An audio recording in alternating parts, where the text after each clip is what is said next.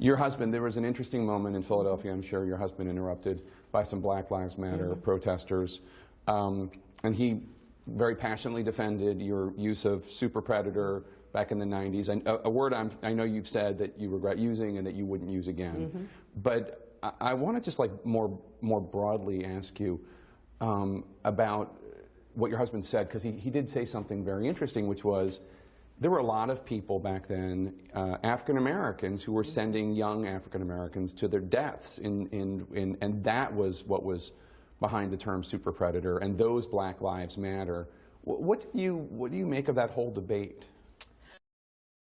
Well, I think what Bill said is that we should all be listening to each other, and I certainly have been listening. On the very first day of this campaign, I gave a speech about criminal justice reform and ending the era of mass incarceration. I have been consistently speaking out about what I would do as president, and I think it's important for people to recognize we have work to do, that there were a lot of people very scared and concerned about high crime back in the day, and now we've got to say, okay,